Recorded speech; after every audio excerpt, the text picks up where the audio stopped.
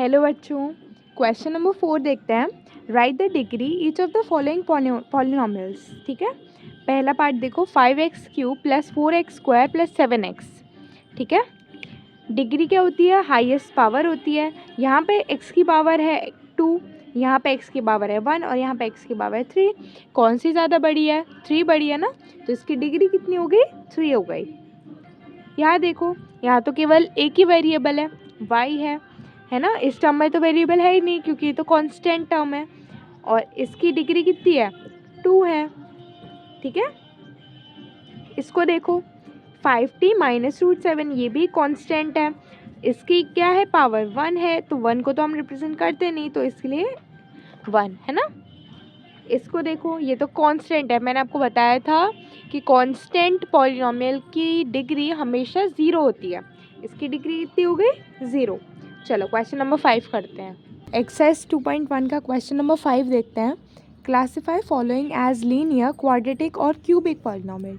तो हमें पता है कि कभी भी हमें लीनियर, क्वाड्रेटिक या क्यूबिक पॉलिनॉमियल में डिफ़ाइन करना होता है तो हम उसकी डिग्री के बेसिस पर करते हैं।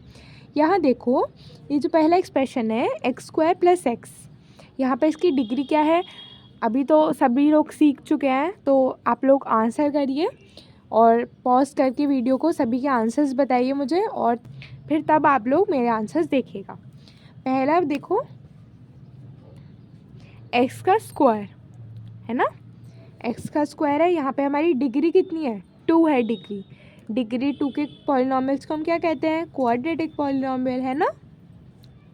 चलो इसमें देखो, यहाँ पे इसकी डिग्री, इसकी पावर तो 1 है और इसकी पावर है 3, तो इसकी डिग्री कितनी हो गई? 3 हो गई। तो ये तो एक क्यूबिक पॉलिनॉमियल है। यहाँ देखो, इसकी पावर 1 है, इसकी पावर 2 है और ये तो कांस्टेंट है। डिग्री कितनी हो गई? 2 हो गई। ये भी क्वाड्रेटिक पॉलिनॉमियल है। यहाँ देखो, इसकी पावर 1 है ना। ये एक लीनियर पॉलिनॉमियल है ना। चलो और पार्ट्स देखते हैं इसके। नेक्स्ट देखते हैं 3t। यहाँ पे t की पावर क्या है? 1 है। ये क्या है? एक लीनियर पॉलिनॉमियल है। अच्छा, अब इस क्वेश्चन को ध्यान से देखो।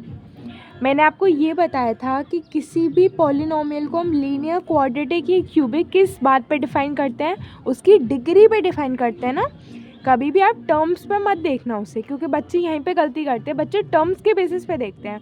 यहाँ वो कहते हैं कि यहाँ पे हमें एक टर्म दिख रहा है तो मतलब ये होगा लीनियर। नहीं, आपको इसकी डिग्री देखो। ये जो वेरिएबल है r, इसकी डिग्री देखो, इसकी डिग्री है 2, तो ये कभी भी लीनियर नहीं होगा, ये होगा क्वाड्रेटिक। ठीक है, डिग्री देख के करा करो, नॉट द टर्म्स। ठीक है, टर्म्स का इसमें कोई रोल नहीं है। यहाँ देखो, अब ये फिर से एक टर्म दिख रही है उनको, तो फिर वो लीनियर कर देंगे इसे, पर ये लीनियर नहीं होगा। क्यों? क्योंकि x की यहाँ पे पावर क्या है? 3 है, और 3 पावर वाली की क्या कहते हैं हम उन्हें? क्यूबिक। ठीक है,